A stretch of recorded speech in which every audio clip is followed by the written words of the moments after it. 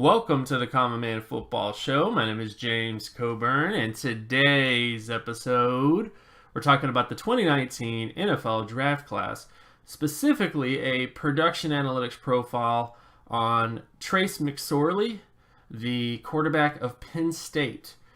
He, based on the data, is one of the top quarterbacks going into this year. He may not be the top quarterback to most people. He may not be a top 5 quarterback to anybody, but based on the data, he is a very, very good quarterback just based on his overall data. And we're going to get into his high school production score, FBS production score. If you're new to the channel, new to the work that I do, all terms and definitions will be in the description. And with all that stuff out of the way, let's get to his production data. Starting with his high school production score, he had a 93.20 out of 100, which pretty much hits the starting quarterback threshold and Pro Bowl quarterback threshold when it comes to his high school production score. And in many ways, the high school production score is just giving you somewhat of an idea of how developed a quarterback is coming out of high school. There definitely are some quarterbacks that don't really perform that well and can kind of develop at the college level, but it just gives you an idea of this is a guy that was really well developed coming out of high school. And most of the time, the quarterbacks that are really developed coming out of high school typically go on to become the best quarterbacks in the country, or at least the best quarterbacks in the NFL even, because that's what the data says. On top of that, his FBS production score was at 89.49 out of 100, which pretty much hits above the starting quarterback threshold and the Pro Bowl quarterback threshold. So very solid season in terms of his overall production data. When you look at his career data, pretty decent, 78.60 out of 100, pretty much above the All-Pro career threshold of 77.32 out of 100. Runs into a little bit of an issue when it comes to the averages of the position. The average All-Pro score is about 87.77, but he is well above the average Pro Bowl career score and the average starter score, meaning that Trace McSorley in many ways is one of the few quarterbacks in this particular draft class up to this point who has the potential to go on to become a Pro Bowl quarterback to starting quarterback in many ways.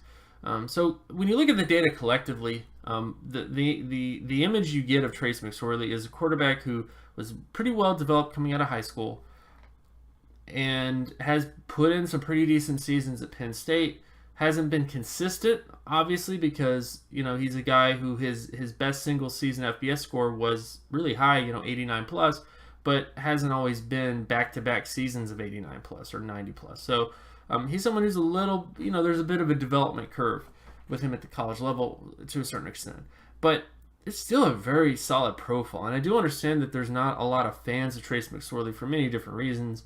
He may just go on to be more of a backup to fringe spot starter type at the next level. But I do think that he's someone that we need to see what he does this year.